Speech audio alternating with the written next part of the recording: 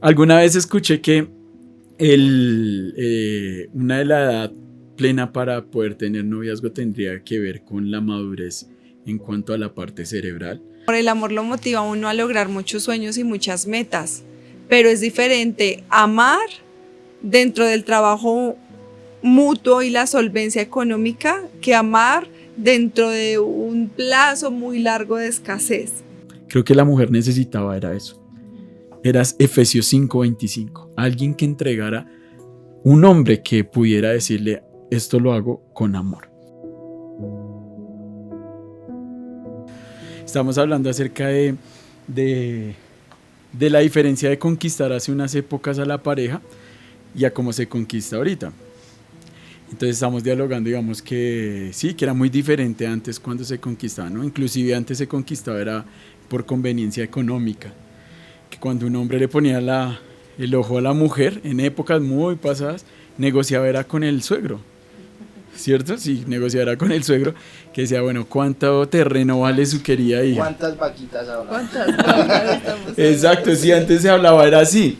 Y la mujer no tenía como ese derecho a decidir con respecto a eso. Ya después empezó a ser como un poquito más romántico, ¿no?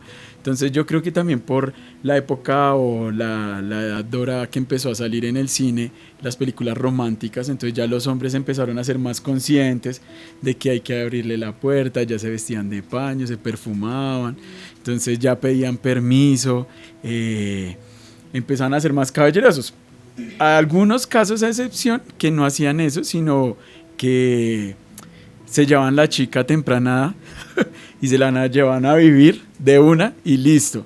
Y como que se perdían. Caso, digamos, por ejemplo, el de mis papás, que un día mi papá le propuso a mi mamá, ella tenía unos 15 años, iba a cumplir, y le dijo que pusiera excusa que iba a ir a comprar un champú. Y fui y la esperó en la portería del conjunto donde vivía mi mamá, y esta es la hora que nunca regresó con el champú. ¿Sí? Entonces esos casos de conquista se veían en esa época. Pero ahorita es muy diferente, ¿no? Yo creo que los casos de conquista de ahorita, creo que ni siquiera hay conquista, sino que se exacerba mucho el placer. Entonces no se pregunta ni el nombre, nada, sino que si de pronto hay un impacto a primera vista, un gusto, pues uno tiende a decir, no, pues con esta persona me meto y ya, terminan de pronto ni conviviendo, sino estando en un lugar a solas, sin necesidad de preguntar qué le gusta, ¿sí? Cuáles son sus preferencias. Entonces, claro, eso tiende a aumentar tanto y se pierde lo que es la verdadera conquista. Pero entre todo eso, pues también queríamos complementar el día de hoy y dialogar con ustedes, hacerles preguntas con respecto a la conquista, pero pasando ya como tal a una relación, de por qué se destruyen las relaciones, ¿no? Yo miraba que la tasa de divorcios ha aumentado muchísimo aquí en Colombia, pero en Estados Unidos no. Dice allá, dice algo así, un panorama que es la tasa de divorcios plana y la tasa de divorcios gris. La tasa de divorcios plana es cuando empezó a bajar la curva de divorcios y se mantuvo estática. Pero la gris es cuando empezó a disminuir demasiado. Entonces en Estados Unidos se ha divorciado menos gente que en Colombia. Entonces cuando le preguntaban a las personas por qué, bueno, algunas personas decían, bueno, ¿por qué sucede eso? Que en Estados Unidos ha disminuido la tasa de divorcio. A comparación de Colombia, algunos decían que era debido a la cultura de educación, que entre más uno se preparaba académicamente, o las personas se preparaban más académicamente, y luego formalizaban una relación, tendía a considerar estable más ese matrimonio.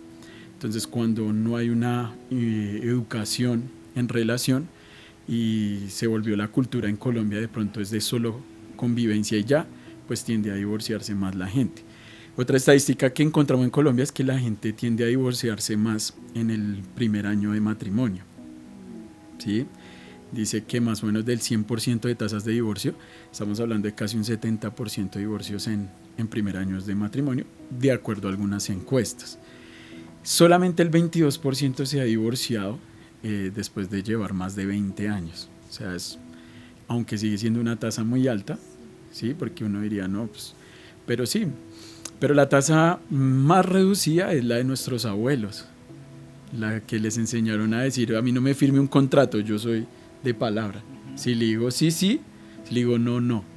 Entonces la tasa de divorcio es muy, muy, muy, muy lejana, es muy baja de esa edad dorada, que estamos hablando de abuelitos ahorita que tienen por ahí 70, 80 años, ellos no tienden a divorciarse ya después de 30, 40 años de casados, ¿no? Entonces, pensando en eso, yo dije, pues sería bueno poder hablar y que entre todos preguntemos y socialicemos con respecto a temas de conquista, temas de relación de pareja, y chévere porque hoy hay jóvenes como yo, Adolescentes. hay adolescentes, ¿no? ¿Cierto? Como el pastor Fabio. Pero estamos de todas las edades y está chévere, ¿no? El panorama está chévere. ¿Cuántos años tienes tú, Dani? 15. 15. Y bueno, ¿quién es la que tiene 15? ¿Y luego tú? Ok. Mati, ¿cuántos años tienes? 9. Bueno, y vas a empezar a tener bases sólidas de cómo conquistar para los 30 años una chica no tan... 30 es buena edad. 30 es buena edad. Sí. Bueno, empecemos hablando con una pregunta que siempre nos habían hecho en colegios o jóvenes, y es: ¿a qué edad es buena tener novio o novia?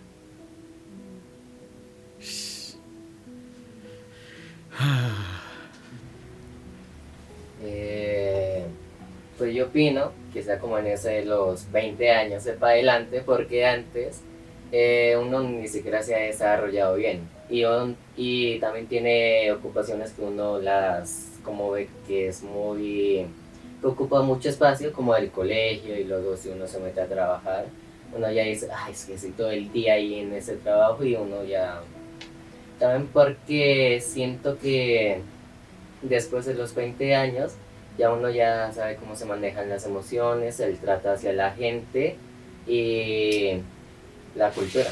Ya uno sabe cepillarse bien solo la boca. Ya sabe ir al baño todo solito. No tienen que amarrarle los cordones. Eso sí. Aunque uno sabe que ya después, oye, qué curioso que en el noviazgo no sucede tanto el control con respecto, digamos, a que no me gusta tu forma de vestir, no, nada, sino todo sucede en el matrimonio, ¿no? En el matrimonio a veces la esposa pasa a ser como una mamá del esposo, ¿sí?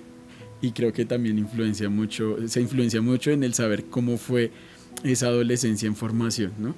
Entonces sí, pero al fin y al cabo yo creo que a futuro igual la esposa sí tiene algunas cosas de mamá de uno. A mí también me parece que después de los 20 es una buena edad, no antes. Porque no, digamos, nuestro cerebro tampoco está, lo que decía Dani, es muy aceptado. No tenemos como la capacidad de asumir esa responsabilidad, porque es una responsabilidad de hecho. Siento que ahorita los jóvenes lo toman muy deportivo. Es como solamente, ay, sí, tengo novio, tengo novia, pero no piensan en lo que viene, que trae, o sea, que trae eso consigo. Entonces, y siento que todo es como muy mediado por las redes sociales. Entonces, Sí. desafortunadamente, y yo siempre le digo también a los chicos, es que las redes sociales no son la verdad absoluta, pero ellos la toman como su verdad absoluta. Y desafortunadamente eso les lleva a muchas también violencias, me parece a mí, que ellos pues todavía no las comprenden bien. Entonces yo también siento que después de los 20 podría ser una muy buena edad para que ellos, o para que todos tengamos como ese, no sé, ese sentido más desarrollado, también como el sentido común, me parece que es lo que menos utilizamos, de tener una relación de pareja, que no es tan fácil como se piensa a veces. No, chévere, muy bien. ¿Tú qué opinas, amor? Que no podríamos hablar de una edad específica, sí, no puedo decir 20, 21, pero sí considero que cuando las personas estén independizándose económicamente, porque estaría muy mal uno invitar a la novia con la plata a los papás, ¿no? Eso da pena. Papi, deme para invitar a mi novia.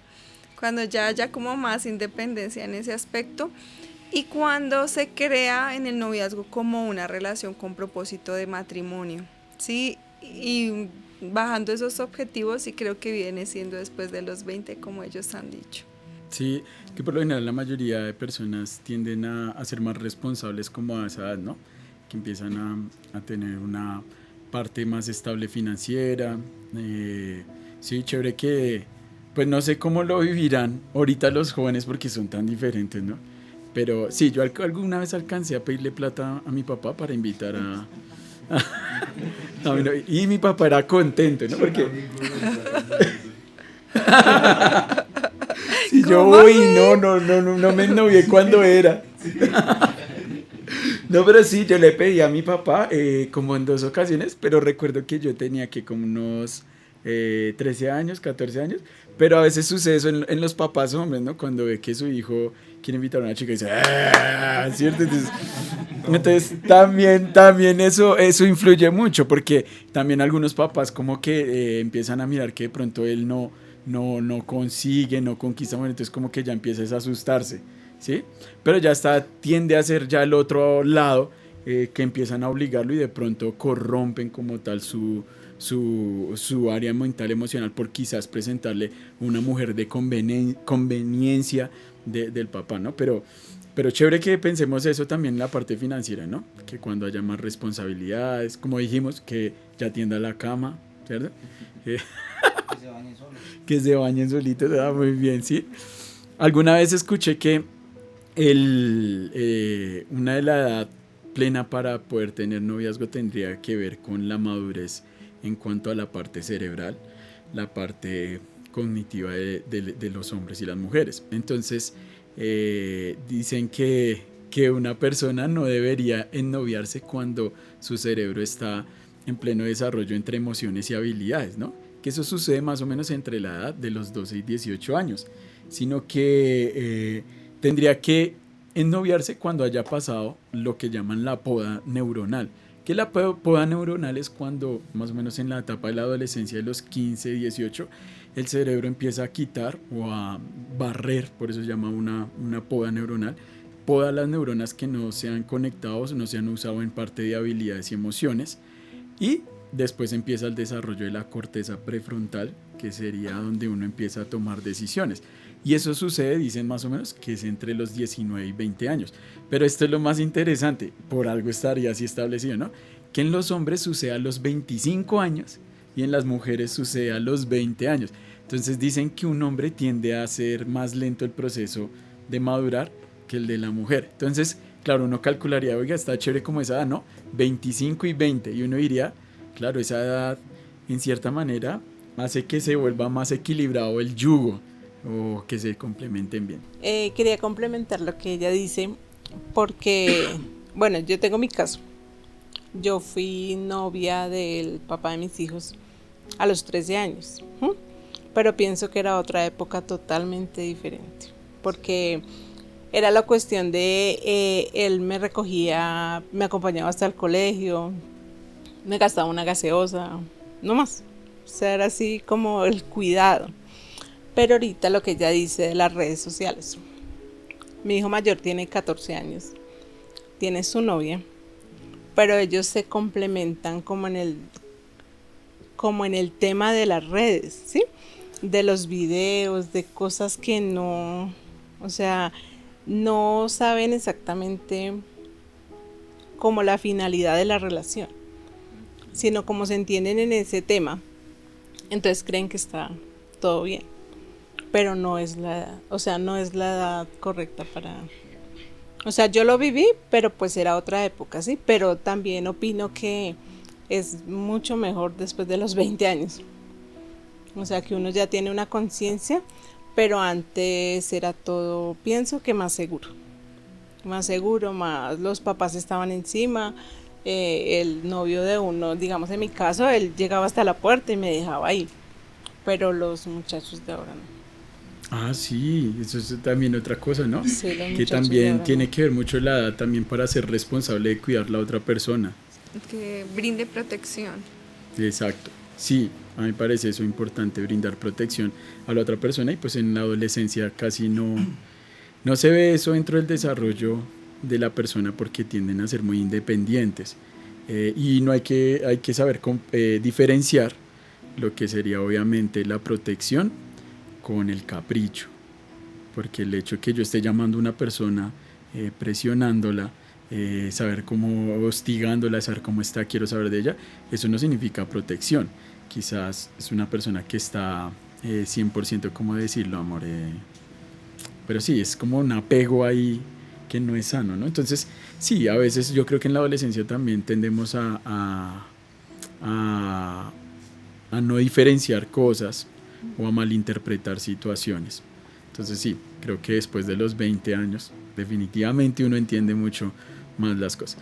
Pero ahora miremos la otra contraparte.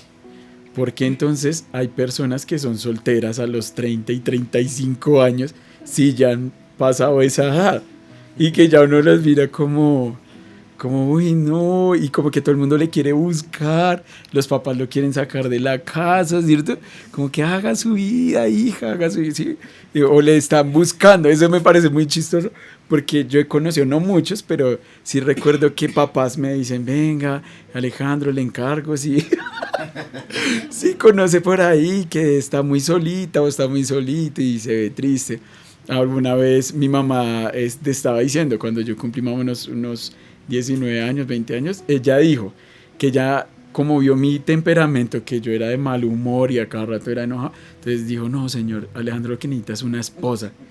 Y yo, ay, pero con 19 y 20 años, pero vea, la oración llegó rápido porque fue como a los 3 meses que llegó Meli como amiga, ¿no?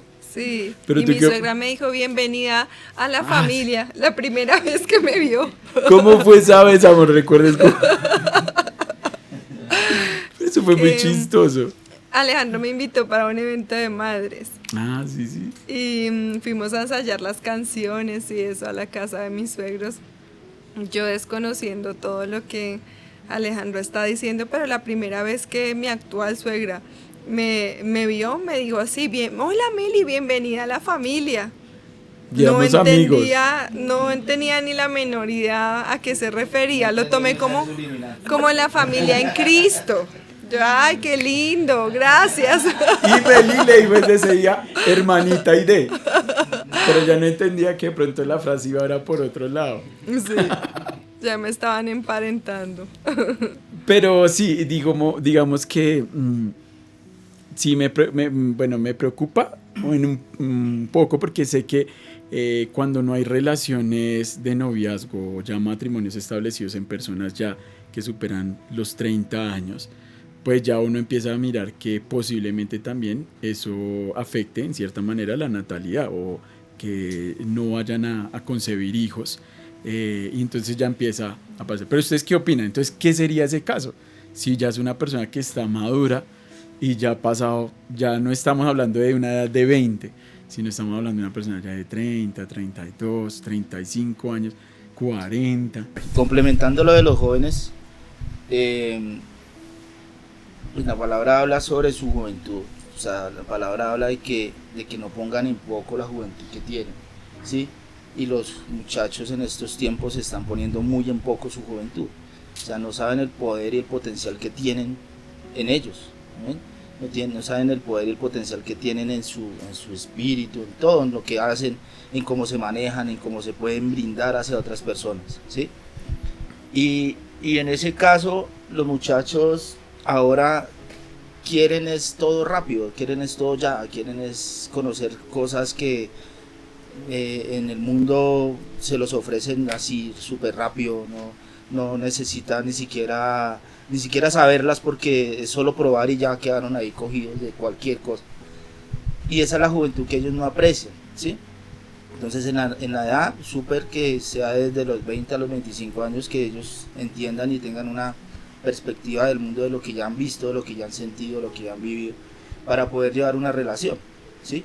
Y para poder estar con otra persona que viene con otras cosas, porque es que muchas, o sea, si no se conocen, no saben ni cómo viene ella, ni cómo viene la otra persona, entonces no van a tener ese feeling para poder durar 30 años, gloria a Dios. ¿Sí? Entonces, la cosa que nosotros fuimos fue una apuesta casi. Bueno, pero de ahí en adelante los muchachos no se quieren, digámoslo así, no se aprecian ellos mismos en su juventud, ¿sí? Y llevaba la pregunta al hijo de que por qué tan tan tarde si no han conseguido, yo digo que son temores, miedos a tener una relación, miedos en tener un compromiso, ¿sí? Pasa en todo. El compromiso para la persona les da miedo comprometerse en algo, ¿sí? Pues no digo que todo el mundo, porque pues obviamente no son para todos, pero sí las personas que ya llevan un tiempo mucho en no tener una relación es porque le da temor tener un compromiso, ¿sí? Le da temor tener una convivencia con alguien, o de pronto no la puede tener porque tiene sus vacíos, tiene sus cosas que al estar con una persona va a estar diciendo, no, pero es que yo no acepto que me hagan esto, y yo soy así, y si viene otra persona a mandarme, yo no me dejo mandar. Entonces la radicalidad del varón o de la mujer, sí. Entonces no permite que llegue otra persona a buscar de él. Amén. Súper. Amor, pregunta para ti. Con respecto, digamos, a las responsabilidades. O sea, ahí estamos hablando, uno de temores, dice Paz, también con respecto, digamos, a que en algún momento las personas empiezan a adquirir responsabilidades. ¿Tú crees que sí influye en algún momento el área económica para que la gente también esté soltera? Sí, claro, en alguna medida. Pienso que no solo es el temor, que es un factor muy importante, sino que también vivimos en una sociedad muy idealista. Entonces, yo pienso que ya pasando sobre los 30 años como que incrementan como tus demandas o tus percepciones frente a lo que es una pareja ideal. Entonces la mujer dice, no, yo quiero un hombre que tenga esto, tenga, no sé, voy a hablar banalidades quizá, tenga su casa, tenga su carro, tenga su profesión, que sea atractivo, que vaya al gimnasio, ¿sí? Entonces el hombre también dice, yo quiero una mujer que sea linda, que sea disciplinada, que sea empresaria, que sea... Entonces cuando intentan establecer una relación con alguna persona X, Y, Z, si no cumple con esos ideales, dicen no, probablemente no. No es como lo que estoy buscando. E incurrimos como en ese hábito de abrir heridas, de entrar y salir de relaciones. En cuanto al factor económico, creo que es un tema de principios, ¿sabes? Porque si pienso yo, si es una persona que probablemente está pasando por un proceso económico, como lo podríamos pasar todos independientemente de la edad, pero es una persona que bajo antecedentes yo conozco que es de principios, que es trabajadora, ¿sí? Que adicional a eso compartimos nuestra fe, nuestras creencias. Pienso que no debería ser como un factor determinante, pero sí influye. Claro, influye bastante el factor económico porque, bueno, socialmente la gente dice, de amor no se vive, dicen, ¿no? Y no es que de amor no se viva, sí, o sea, en medio del amor, el amor lo motiva a uno a lograr muchos sueños y muchas metas, pero es diferente amar dentro del trabajo mutuo y la solvencia económica que amar dentro de un plazo muy largo de escasez. Entonces pienso que es un tema más de principios. Pues yo te pregunto desde lo del factor económico porque aquí entra pues digamos como a ser más movida la cosa. Con respecto digamos que yo he visto, creo yo, ¿no? No dar conclusiones solamente como datos así, pero es más fácil que digamos un hombre después de los 35 tienda a conquistar a una mujer que quizás en cuanto a solvencia económica no tenga mucho la mujer, cosa que posiblemente pase al revés. Entre más estable financieramente sea la mujer, más difícil va a ser conquistada. ¿Te parece o no? No sé, pero no tengo una opinión. Conclusión ni opinión certera frente a eso, pero según veo, sí. ¿Cierto que sí? Yo veo que obvio, pues lógico, porque es que después de los 30 una persona, o sea, un hombre, si lo hablamos del hombre, tiene más solvencia económica. Y pues usted para conquistar, pues no le importa quedar vacío el bolsillo, pues, yo gasto, yo pongo, ¿sí? ¿Sí? ¿Sí me va a entender? Pero mira, Alejo, que si hablamos de divorcio y si una persona, por decir en mi caso yo cuando conquisté a mi esposa, prácticamente fue por eso, porque yo no era bonito. Cristo me rejuveneció. Pero entonces en ese tiempo pues trabajamos en la plaza y yo iba y trabajaba y yo pues tenía mi plata y en ese tiempo pues yo ya solo tenía 15 años y solo, entonces yo mantenía dinero, y un joven de 15 años hace 30 años que tuviera plata para gastarle a la novia y esto y lo otro, y yo me la pasaba en los billares y esto y lo... Bueno, cosas así que no hacía cualquier muchacho de 15 años, pues lógico, ¿sí? Pero entonces dése de cuenta que de ahí, de los 30 en adelante, una persona que conquiste con dinero a una muchacha, por decirlo así, viene el divorcio, viene la separación. Porque si no tiene ese mismo ritmo de vida, la otra persona se va a decaer. O sea, ustedes piensan, sí, vamos a entender lo que está diciendo Fabio. O sea, su merced dice, más bien, la pregunta que yo estaba haciendo es que siento yo que el factor económico, cuando crece en la mujer después de los 30 años, se le hace a ella como en cierta manera una parte de enemigo, o bueno, no, enemigo no, ¿cómo decirlo? Como... Un factor en contra. Un factor en contra, por decirlo así. Porque creo yo, es opinión, por eso es la idea de la charla, creo yo que un hombre tiende a buscar más, es solventar a la mujer, y no que la mujer solvente al hombre. Vemos hoy en día que hay muchos hombres amos de casa. Pero si habláramos con estos hombres y les preguntáramos cómo te sientes tú al estar en casa con los niños, el cuidado de los niños, lavando la ropa, organizando, lavando baños, se podrían adaptar y decir yo funciono bien así, pero me gustaría hacer algo más, quisiera tener algo más afuera, o sea, hacer algo afuera, interactuar afuera, hacer otro tipo de trabajo. Y si le preguntamos a la mujer, ¿cómo te sientes tú saliendo a trabajar, siendo la principal proveedora de casa? Ella podría decir, yo me siento bien, soy una mamá luchona, es como el término que utilizan ahorita, soy una mamá luchona, o sea, lo que me pongan a hacer yo lo hago y pues bien. Pero si le preguntáramos, ¿tú cambiarías algo de estos tiempos para criar a tus hijos estar en casa? Muy probablemente muchas nos dirían, sí, yo quisiera estar en casa con mis hijos. Entonces, la ayuda idónea es como el mutuo acuerdo. Si a este punto mi esposo me dijera, yo necesito que me ayudes con la economía y necesito que trabajemos juntos por esto en particular, sin duda alguna lo haría, porque eso hace la ayuda idónea. O sea, no hay nada explícito de decir, tú te tienes que quedar en casa porque eres mujer o porque eres hombre, pero el ser ayuda idónea también se basa en que yo identifico tu propósito como mujer y con respecto a eso tú te desarrollas en unas funciones específicas en las que te sientes más cómoda. Entonces pienso que va más por ese lado, amor. La identidad, la función que tiene esa identidad y los roles específicos respecto al mutuo acuerdo al que llegue una pareja. Super Dick, pregunto estas cosas y hablo de esto porque yo creo que es muy importante saber que es más fácil, me parece a mí, que más o menos entre los 20 y 25 años las personas pues tienden a ser más receptibles y son como una gelatina para cumplir unas funciones dentro del matrimonio, distribuirse los roles, ¿no?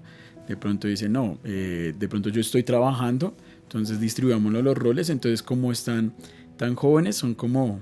Los dos son luchones, para decir distribuyámonos los roles. Pero ya cuando hay una edad avanzada de 30, 35 años, creo que ya hay un rol más establecido en alguien. Y ahora un hombre que ha vivido en casa de papá y mamá, pues ya tiene más de pronto como la esencia más establecida de que de pronto, porque he visto que las mamás son más consentidoras con el hijo después de los 30, entonces como que... Con el hijo varón más que todo, varón, algo ¿no? pasa, Mujer, algo pasa sí. ahí, yo no sé. Sí, a los hijos varones, sí, o sea, siento yo que obviamente ya se empieza a marcar el rol como de que no, yo solo trabajo y proveo, porque de pronto la mamá ya lo tiene, le tiene listo que el almuerzo para el trabajo, que de pronto le arregla lo de la ropa y todo eso. Entonces, y pasaría lo mismo con la mujer, si de pronto está bajo una casa y ella ya está trabajando, también se va a marcar el rol de que está trabajando. Entonces, claro, cuando pasa ya los 30 y van a empezar a funcionar una relación, creo yo que se puede empezar a poner un poco más densa, establecer un rol cuando se van a vivir esas dos personas juntos. Ya como que los dos quieren decir, no, los dos estamos siendo proveedores. ¿Y ahora quién se encarga de la casa? Entonces, como para evitar el conflicto, contratan a otra persona. Pero si ahora van a tener hijos, otra persona va a criar los hijos. Y así a poco se empieza como tal a dañar la relación. Y por eso entra dentro de la estadística esa consecuencia esa raíz de por qué se divorcian en los primeros años de casado. Porque los roles después de los 30 años ya están muy marcados en las personas, es más difícil establecerlos desde cero. Sí, o sea, claro, una mujer que ha trabajado desde los 20 a los 30 años son 10 años los que tal vez ha trabajado y ha hecho sí cosas en el hogar, pero no estaría dispuesta quizás a centrarse a decir, no, yo me quedo con los hijos, yo voy a administrar todo internamente desde casa, ahora usted provea. Creo que eso va a ser muy difícil. Entonces, creo que por eso también eso es una de las probabilidades que aumenta el hecho Es de que una hayan personas. hipótesis. Una hipótesis, Yo ¿no? también tengo otra, amor. Y es que creo que cuando uno se casa, uno tiene muy anclada la cultura de su familia núcleo. La familia de mis papás, mis hermanos, tengo la cultura de ellos. Y cuando se encuentran dos personas que se aman igual dentro de un matrimonio, o sea, recién casados se aman, se acabaron de prometer sus votos hasta la muerte en todos los estados y las situaciones de la vida, pero aún por encima de eso, él quiere traer la cultura de su casa y ella quiere traer la cultura de su casa en cosas tan básicas como cómo se hace el arroz, en cosas tan básicas como se lava un baño, ¿no? Es que en mi casa se echaba agua por toda la casa. No, es que en mi casa no se echaba agua toda la casa, solo se hacía el aseo con el trapero, no desperdicie el agua. Y es muy difícil entrar a negociar y entender que es que ya esta familia es una familia nueva. No es tu familia, no es mi familia, sino que ahora vamos a establecer Son una los frijoles cultura. tuyos, no los de tu mamá.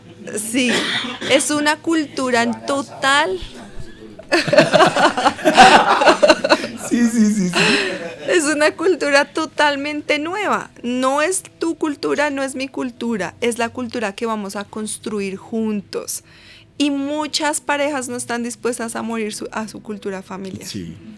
Muchas parejas no están dispuestas a morir a la forma en la que lo pensaba su familia, en cómo se administraban las finanzas en su familia. Lo que hablábamos de matriarcados, patriarcados, que es que en mi familia las mamás, las mujeres son las que mandan.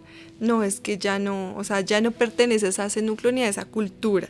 Eres una persona que se acaba de casar y tienen que empezar desde cero una cultura, y muchas parejas no toleran ese voltaje del primer año. Es muy difícil. Construir una nueva cultura es muy difícil. Ya después de unos 10, 15 añitos ya uno se siente más. De hecho, yo me miro atrás y yo digo, ya no hay de la cultura de Alejandro en mi casa. Sí. Y no hay de la cultura de mi familia en mi casa. No hay. O sea, pienso que ya a este punto, o sea, podríamos decirlo de esa manera, hemos logrado construir algo entre los dos. ¿Qué piensas de cómo podríamos hacer esto? ¿Qué pienso yo? Y hemos logrado hacer cosas nuevas.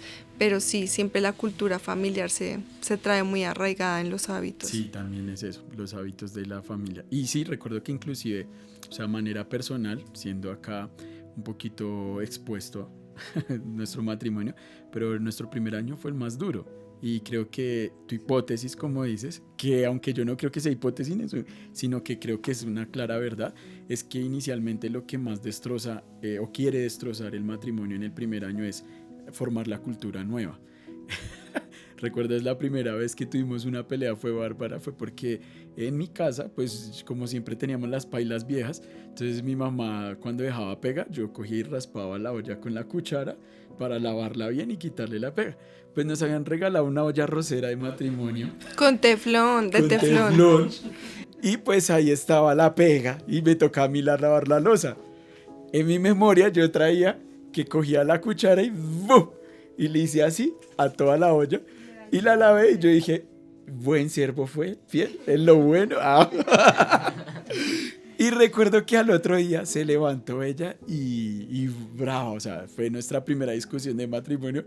Creo que la tengo muy arraigada, es porque siempre que hablamos de cultura familiar, recuerdo mucho eso, que en el caso de ella venía en una cultura que mi suegra es muy cuidadosa con todo, o sea, como que trata de conservar todo, mientras que no es que en mi familia no sea de cuidado, pero es como muy tranquila, muy así se rayó la olla, no. O sea, no es así tampoco. Entonces, claro, yo hice eso, entonces fue mi primera noche durmiendo en un sofá. No, mentira, no, tampoco así. Tampoco fue así, pero sí fue nuestra discusión. Pero tanto mal genio le dio a ella que la botó a la basura. Y yo le dije, ¿cómo vas a vos si es nueva y es de...? No, eso no, porque en la cultura de ella es que cosa rayada. Soberbia, o sea, no solo era cultura, sino un temperamento soberbio, boté la olla. Y yo esperé que se fuera a trabajar, todo. Y yo la saqué. Pero la escondí. Y como a los 2 años, ella no se había dado cuenta, entró una vez, ya cuando ya habíamos formado nuestra cultura, ella entró con la olla a la habitación. Ay, amor, mira, te voy a contar. Sí, así fue. Así, y yo digo, ay, ¿cómo llegaría? Yo no, pues el día que tú la botaste, yo inmediatamente la guardé porque era nuestra primera olla de matrimonio que nos dieron en el casa shower, como le íbamos a votar. Pero hablando de todo esto, pues obviamente sí, creo que es una probabilidad muy alta de que se sabe que estas cosas pueden dañar inicialmente los matrimonios cuando no hay cultura. Pero no hablemos tanto solamente de lo negativo, ¿no? Sino hablemos de lo positivo cuando ya hemos formado una nueva cultura o cuando establecemos roles. En el caso de lo que yo leo en la Biblia y lo que yo miro es que aunque lo quieran llamar cultura, creo que sí hay una esencia muy establecida de Dios para cada, tanto para el hombre como la mujer, para que el matrimonio funcione. Entonces, número 1, hablamos es que en Efesios 5:25 dice, para los esposos hay un mandato en cuanto a matrimonio. Dice, ame cada uno a su esposa, tal como Cristo amó a la iglesia, Él entregó su vida por ella. Y ahora no hablemos solamente esto como un mandato al hombre, porque siempre lo hablamos así como, es que usted lo debe hacer. No, hablemoslo como, ¿qué beneficios saca esto cuando el hombre es el que hace eso? Ocupa su rol. ¿Cómo se siente la mujer? Y creo que el vivo ejemplo de lo que yo vi en mi matrimonio fue eso. Inicialmente, pues digamos que mi suegra ha sido una mujer que ha tomado las riendas de su hogar, trabaja ahora también, mi suegro también, pero pues en cierta manera mi suegra yo he visto cómo ha sacado y ha formado adelante y ha pagado la educación también en cuanto a mis cuñados y mi esposa. Entonces, y lo he visto en muchos hogares cuando la mujer manda y es la que provee y todo. Y mi esposa venía de un hogar así. Y inicialmente lo que ella dice es eso, empezó a haber mucho choque en cuanto a soberbia, temperamento. Pero yo sé que ella empezó a exigirme mucho más internamente esto, pero yo no lo entendía. Pero creo que peleando y alegando con lo de la olla, el problema no era la olla. El problema es que para ellas cuando uno cuida las cosas, cuando uno lo da con todo, con la vida de uno, ellas se sienten protegidas y amadas y están dispuestas a renunciar a ser proveedoras porque esto las hace sentir amadas. Entonces, yo siento que quizás el problema grande que hubo en Colombia o en nuestra cultura es que aunque hay machismo, sí, claro, la solución no era empoderar a la mujer. La solución era que el hombre que ya estaba haciendo su rol de proveedor lo empezara a hacer es con amor. Era eso. Esa es la solución. Creo que el feminismo no era necesario ni siquiera en los años de 1910, 1920, cuando había el feminismo que no tenía derecho al voto, obviamente muchas cosas. Y el de ahorita, la solución no era empoderar a la mujer, no era darle bote, no era diciendo tome el salario mismo que el hombre. La solución era haber sentado al hombre y decirle, siga haciendo lo que hace, pero hágalo con amor como Cristo lo hizo por la iglesia. Y ahí se hubiera sanado la mujer. Entonces, ¿qué pasó? Como el hombre no tomó esta responsabilidad de entregarse con amor, sino llegaba y hacía su deber, traía la provisión y se sentaba y exigiera que lo atendieran, graves. Ahí tuvo que la mujer empezar a realzar su labor que hacía en casa, a hacerlo ahora para los de afuera. Y ahí empezó a destruirse la familia. Entonces yo sí creo que número uno es que no va a funcionar el feminismo de ahorita, ¿sí? No va a funcionar, aun cuando se pongan demasiadas leyes o inclusive se le incremente más el sueldo a la mujer o se le dé pronto más derechos a ella, porque que lo merece, lo va a merecer, porque la mujer tiene esa esencia de que conecta sus dos hemisferios, y más cuando está de madre. Ella puede hacer tantas cosas y en una empresa lo haría mucho mejor que el hombre en ciertas responsabilidades. No va a ser la solución, porque en la época pasada, cuando está el machismo, era maltratada, pero ahorita con los derechos y la igualdad de la mujer y el empoderamiento de la mujer, lo que va a hacer es traer soledad. Mujer con dinero, mujer con casa, con gatos, perros, pero va a entrar en una etapa de depresión muy alta, porque acá lo dice Efesios, necesita un hombre que la ame como Cristo amó a la iglesia. La solución en todo esto, para tener una buena conquista y un buen matrimonio, es sentar al hombre y es decirle, sea el proveedor, pero hágalo con amor. ¿Cómo hubiera sido eso? Era haber establecido una sola ley. Yo digo que si hubiéramos establecido, o sea, si en la Constitución Política de Colombia o en las leyes hubieran establecido solo Efesios 5:25 como una ley, la mujer se sentiría empoderada viendo a su esposo haciendo así. O sea, no necesitaría más leyes la mujer. Reducirían los feminicidios, el maltrato contra la mujer reduciría si esto fuera una ley. Hombre, haga lo que a usted le compete hacer, sea el proveedor, lleve el dinero a la casa, pero cuando llegue, délo con amor. Si usted es el que va a comprar el mercado para la casa, cómprelo con amor. Si usted es el que va a pagar la pensión de sus hijos, páguela con amor.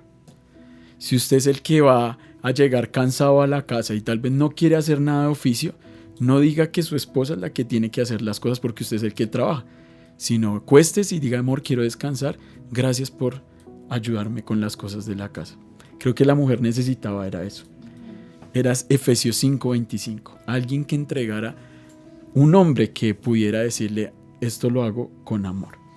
Y yo lo viví porque eso cada vez que yo sentía una queja de mi esposa y teníamos discusión y pelea, yo le decía eso, pero yo soy el que estoy trabajando, mira, yo madrugo, todo. Y yo no entendía. Pero recuerdo que un punto en que casi nos separamos en el año de casados. Y recuerdo que nos sentamos y en una sola consejería con un líder de nosotros, él me dijo, ¿qué ahorita estás sacando más tiempo que podrías demostrarle a ella que amas? Y recuerdo que en ese tiempo yo jugaba mucho fútbol. Yo sacrifiqué en ese momento los sábados, porque los sábados siempre jugaba fútbol, y empecé a sacrificar cosas. Pero ya en varias reuniones de hombre empezaron a hablarnos de Efesios 5:25. ¿Qué más puedes mostrar por amor a ella? Entonces, sí creo que esto no se trata como tal de roles, sino de eso. Pues yo ya llevo mucho tiempo que no trabajo, ¿sí? Entonces, primero yo era la que trabajaba y él quedaba en casa, ¿cierto? Y por mucho tiempo casi mi hogar se desaparece, ¿cierto? Porque yo era la que trabajaba, yo era la que hacía todo, la que cancelaba los servicios, bueno, todo. Y como que me tomé como ese rol, ¿sí? Como de papá, mamá, casa, todo. Entonces era una carga muy fuerte, ¿cierto? Entonces mi hogar se estaba destruyendo demasiado. O sea, era algo fuerte porque le estaba quitando como la autoridad a él, lo que él tenía que estar sustentando mi hogar. Él era el proveedor de mi hogar, ¿sí? Cuando yo de verdad como que mi mamá era una que me decía, yo le estoy orando mucho a Dios para que se le quite esa venda a sus ojos y vea. Y yo no le entendía. Llega un momento que uno como que se enceguece como por ese momento, como porque usted es la que provee, usted es la que tiene, usted que... Entonces lo hacía como ver como muy poca cosa, ¿sí? Como que él no tenía como el rol de él, de padre, de sacerdote. Como que lo tenía como por muy poca cosa. Y entendí como por la palabra, me fui como por la palabra, como la mujer sabia edifica. Y empecé como a transformar mi mentalidad, porque a veces es nuestra mente la que nos lleva a tantas cosas. Y empecé a transformar mi mente y cuando yo dije no voy a trabajar más, me voy a quedar en mi casa, porque pues, para los que no saben, yo tengo 6 hijos. Entonces es un trabajo muy fuerte, ¿cierto? Y tengo 2 chiquitines. Y es un trabajo muy fuerte, entonces yo dije, no voy a trabajar, usted es el que va a proveer. Usted es el que va a proveer. Y ahí nos separamos. Yo me fui. No, sí, yo me fui un tiempo porque él era solamente, o sea, no sé de dónde sacaría plata, pero pues en ese tiempo era máquinas, juegos de azar. Era una cosa impresionante cómo el enemigo se le mete en un momento y destruye un hogar como... Entonces fue cuando yo primero conocí de Dios y empecé a ponerle como todo en orden al Señor, o sea, que el Señor puso en orden mi hogar, ¿sí? Y empecé a soltar, empecé a dejarle como el todo al Señor. Y le dije, ya no voy a trabajar más, vas a trabajar. Y él empezó desde ese momento a mirar de donde no tenía, a buscar trabajo, a mirar, y todo le salía mal, hasta cuando yo empecé a orar por él. Y a bendecirlo, Señor, provéele, abre esa puerta que él está necesitando. Y así es, porque la oración de una mujer de verdad es poderosa. Y el Señor de verdad empezó a abrir las puertas. Y ahí fue cuando nosotros nos dimos de cuenta, pues, que Él es el sacerdote de mi casa, ¿no? Y de ahí en adelante, de verdad, hasta el día de hoy no me ha faltado nada. Mis hijos no nos han acostado sin comida. Siempre Él llega y para su casa lo mejor. Entonces. Muchas gracias, Paz. Ahora, con respecto, digamos, eso es con respecto al beneficio de que el hombre aplique esto, pero el beneficio de que la mujer aplique su rol dentro de casa, yo creo que el gran problema fue malinterpretar lo que la Biblia dice de ser cabeza y no cola, porque no estaba hablando como tal, el término original en el hebreo no estaba hablando acerca de lo que nosotros entendemos de superioridad e inferioridad. Lo que estaba hablando ahí era haciendo una comparación y una connotación con las otras culturas, ¿sí? Lo que les estaba diciendo como tal, sean influencia y no se dejen influenciar. Eso era ser cabeza y no cola. No ser influenciables, sino ser influenciadores. Pero creo que ahí, desde ese versículo de ser cabeza y no cola, y cuando lo toman en el momento en que Efesios dice que el hombre es la cabeza de la mujer, lo tomaron como superioridad. Y creo que eso fue lo que destruyó como tal la interpretación original de lo que Dios quiere. Cuando el hombre es cabeza de la mujer, lo que está diciendo ahí es el hombre es capaz de influenciar más rápido a la mujer. Por eso cuando uno quiere llevar a la iglesia a una familia, si uno se gana al hombre, gana todo, porque él es la influencia, pero no es porque sea superioridad, sino influencia. También el tema de que las personas toman el rol. Yo siento que el hombre también toma porque el rol de las mujeres lo toman como una carga y no como un don. Para mí es más un don, porque en el tema también de la madurez, de la sabiduría, una mujer es mucho más sabia que un hombre, porque la Biblia lo dice. La Biblia dice que la mujer es sabia y ella edifica su casa. Y el hombre es más relajado, se podría decir. Entonces, las mujeres lo ven como qué pena que me vean en mi casa o haciendo los trabajos, en vez de verlo como un don que Dios dio, porque una mujer, por ejemplo, una mujer es mucho más consejera. Yo sé que yo puedo tener la confianza de hablar con mi mamá y con mi papá, pero yo sé que yo le puedo contar cosas a mi mamá que no le podría contar a mi papá, porque ella es más consejera, como decía Alejo, es mucho más amorosa, es más consentidora, ¿sí? Y eso es un don que Dios da, es lo que decían, por eso yo decía que es esencia, porque así lo hace ver Dios en la palabra, es esencia porque de por sí siempre La mujer nace con eso y el hombre nace con eso, nace con poder tener, por eso, o sea, yo siento que una mujer no podría, es muy difícil trabajar en abastos porque una mujer que alce bultos es duro, eso para mí es muy duro. Y, y la mujer es delicada, o sea, es más delicada, el hombre es más fuerte. Son muchísimas cosas que de pronto el mundo no ha entendido. Y lo toman como una humillación, o sea, entonces si yo me quedo en mi casa es una humillación, entonces es más un don. Si lo vemos por la parte bonita y no le vemos la parte fea, siento que se vería más bonito y así se podría formar mejor un hogar. Súper.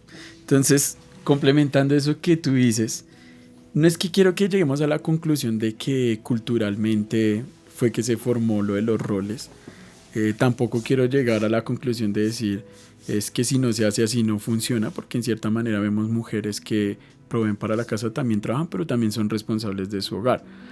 Pero sinceramente, si uno miraría por estadística frente a la sanidad emocional de una mujer y de un hombre, creo que yo veo que son más sanos cuando el hombre provee y cuando la mujer se responsabiliza del hogar.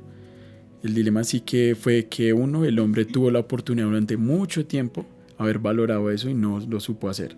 Nunca supo decir con amor gracias. Era solo haber hecho eso. Y pues la mujer tuvo que despertar eso, ¿sí? También vemos obviamente el abandono de hombres a los hijos, infidelidades, ¿cierto? Entonces, claro, el hombre tuvo tanto tiempo y pues ahorita tampoco nos podemos quejar contra el feminismo y hablar mal de ellas, porque en cierta manera lo que están alzando a su voz es la falta de hombría, ¿sí? El amor del hombre. Pero miremos lo que dice Proverbios capítulo 31, 10 al 11. ¿Quién podrá encontrar una esposa virtuosa y capaz? Es más preciosa que los rubíes. Su esposo puede confiar en ella y ella le enriquecerá en gran manera la vida. Y si lo dice acá la Biblia y lo está estipulando así, es que creo que en eso está la satisfacción emocional de una mujer. En que ella pueda, en cierta manera, administrar la casa y mostrarle ese valor al hombre desde hogar, y que el hombre pueda ser capaz de hacer con amor toda la provisión para ella y entregar toda su vida a ella. Ahí está la sanidad emocional para los dos. Por eso es muy difícil que un hombre se fije en una mujer que tiene ya mucho sustento, que está empoderada y muy independiente. Creo que para un hombre no es tan atractiva una mujer de conquistar así, porque en cierta manera el hombre le gusta gastar. O sea, al hombre le gusta decir yo invito, yo pago. Para él eso es una satisfacción enorme. O sea, un hombre no se fijaría en un Mercedes-Benz subiendo una mujer andando ahí y dice, uy, qué mujer tan atractiva. Para un hombre no es tan eso. Para un hombre es más atractivo cuando la mujer se hace difícil solo con no entregarse de una vez, sino dejar que él conquiste. Eso es muy atractivo para un hombre. Cuando la mujer es muy pulcra, muy difícil de conquistar, para un hombre es chévere. O sea, algo que me conquistó de mi esposa precisamente fue eso, porque era inalcanzable para hombres, no porque tuviera dinero o porque tuviera una carrera, no, era porque era muy pulcra, o es, obviamente, pero hablando en el término de soltería, recatada, que muchos decían, no, es que ella es de hogar, es de casa, y claro, muchos hombres ponían en la mirada de mi esposa. Entonces yo decía, en el caso mío, tengo que volverme un hombre proveedor, porque para conquistar a una mujer así, tengo que proveerle amor, respeto, cariño, todo. Entonces para un hombre es más atractivo una mujer así, mientras que sucede al revés. Si una mujer ve a un hombre bien vestido en un carro y que paga, inconscientemente por su esencia dice, él es proveedor. Solamente que tiene que ser un hombre de Dios, porque podrá ser un proveedor, pero no va a ser capaz de entregar su vida a ella y por ahí será infiel en 1 año o 2 años. Entonces, tiene que fijarse en las dos cosas. Entonces, como para concluir, creo yo que la satisfacción en el hombre está en tener una mujer virtuosa que sea capaz de administrar su casa y entender que esto no se trata de superioridad, sino como tal de un rol muy específico que los dos se sienten amados, ¿sí? Y analicémoslo por lógica. Yo siempre he creído en Dios, por su palabra, claro que sí. Los milagros no son lo que me llama la atención de Dios. Él es todopoderoso y podría en este momento hacer aparecer el sol, y eso a mí no me llama tanto la atención y no me conquista tanto de Dios como la lógica que le metió a todo, ¿sí? O sea, desde pensar en una neurona, o sea, cómo Dios fue capaz de poner neuronas en el corazón, en el estómago y en el cerebro para unificarse. A mí eso me parece algo extraordinario, ¿sí? Entonces yo le meto mucha lógica a Dios y me hace enamorarme más de Él, y entonces yo siempre le pongo la lógica es al finalizar las cosas, y en eso me hace tener más fe en Él. La lógica que yo siempre pongo en el rol del hombre y la mujer es verlos en la vejez. Veamos una mujer empoderada en la vejez a los 70 años. Digo, no, tenaz. Ahora veamos un hombre machista en la vejez. Siempre los dos van a terminar solos. Veamos un hombre y una mujer cumpliendo lo que dice la palabra de Dios en cuanto a rol. Por lógica, por matemática y probabilidad, yo analizo y digo, Dios fue perfecto en todo. Él pensó no solamente en el vientre de nuestra madre cuando íbamos a estar ahí, sino hasta el finalizar nuestros días. O sea, estipuló todo para que fuera perfecto en nuestra vida, desde el nacimiento hasta la vejez. En el nacimiento que estuviera papá y mamá para formar emociones, habilidades y visión y propósito. Y en nuestra vejez para que el matrimonio fuera nuestro baluarte que nos sostuviera en momento de que crezcan o nazcan nuestras canas y ya no podamos mover más nuestro cuerpo. Entonces, eso me hace enamorarme más de Dios, la lógica de Dios. Entonces, cuando yo miro el feminismo o miro el hombre que es machista, no creo mucho en eso, porque lo que le da las conclusiones de Dios es en eso. Pero también es importante como ese tema como de match, ¿no? Como de...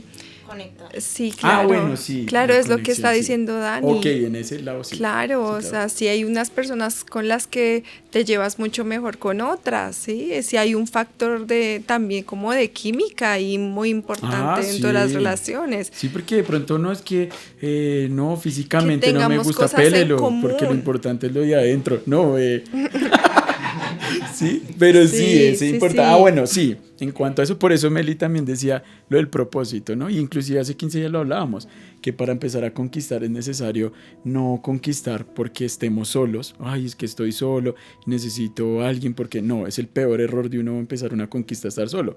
O por placer, porque, uy, no, qué lindo sería ser abrazado, besado, ¿sí?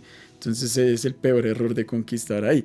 Pero el momento más bonito es conquistar cuando ya se ha empezado a generar como propósito, como que yo quiero, y ahí entraría, sí, lo que tú dices es verdad, como que entre los dos haya afinidad en el propósito. Un ejemplo, a mí me gusta mucho la obra social con jóvenes, hacer esto, y de pronto a mi esposa le gusta la veterinaria. O sea, no significa, y de pronto los dos amamos a Dios, pero... O sea, no hay afinidad, de pronto ella le incomodaría todo esto, que no, es que eso, grabarse uno allá, estar hablando, no, yo quiero es allá abrir al caballo y mirar qué hay en el corazón. Sí, entonces, claro, la afinidad en cuanto a propósito, de eso también es importante, ¿no? Para que a futuro no haya como una destrucción frente a eso. Sí, no es un tema de profesiones, también tengo que aclararlo, claro. No es la profesión, ¿sí? No es la profesión en sí. Es el propósito, porque si yo soy feliz viéndote abriendo un caballo y yo soy feliz de verte sí, que claro. Eres realizada así y sigues siendo idóneo para mí, no es la profesión, ¿sí? Sí, claro, no, total, pero si de pronto me incomoda, ¿qué es lo otro? Exacto. Sí. Si me incomoda, no está mal que me incomode, o sea, yo hablo es por ese lado de la incomodidad, ¿sí? Porque obviamente la afinidad tiene que ver con que a esa persona si le gusta algo, yo no la puedo humillar o doblegar, porque sucede también en parejas así, ¿no? Que inicialmente lo que me gustó en ella termina después siendo como lo que más odio de ella y sí. que no sé qué. No, que no se ría. Sí. Sí, yo he visto parejas así que, ¿por qué te ríes tan fuerte?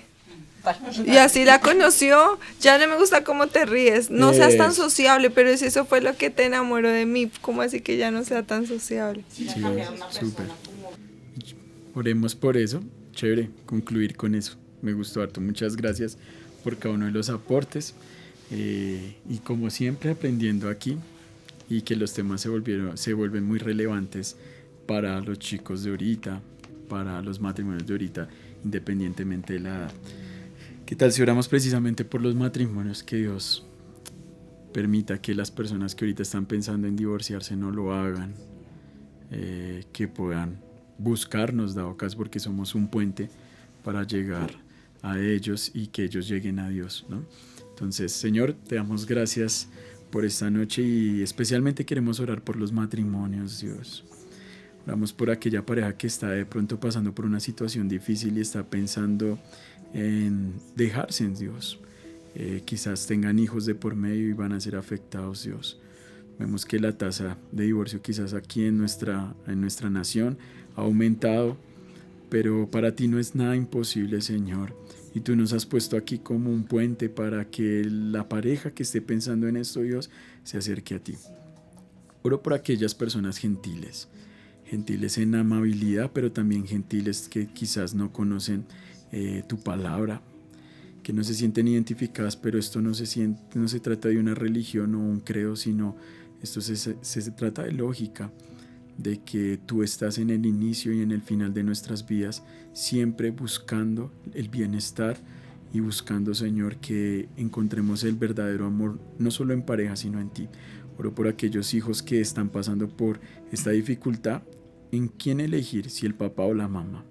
Oro por aquellos jóvenes, Dios, que quizás ahorita están en los 15, 18 años y están a punto quizás de empezar su vida sexual y no se dan cuenta que tal vez es algo que pueda arruinar en el futuro su matrimonio, su hogar.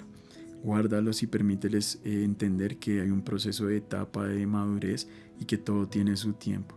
Y permítenos hablarle a ellos con astucia, sabiduría para que encuentren el camino en ti, Señor. Te damos gracias por esta noche, gracias por cada uno de los que nos acompañaron, Señor, por esta hermosa noche en que pudimos compartir aquí en esta casa, en Casa de Gentiles, Señor. Amén y amén.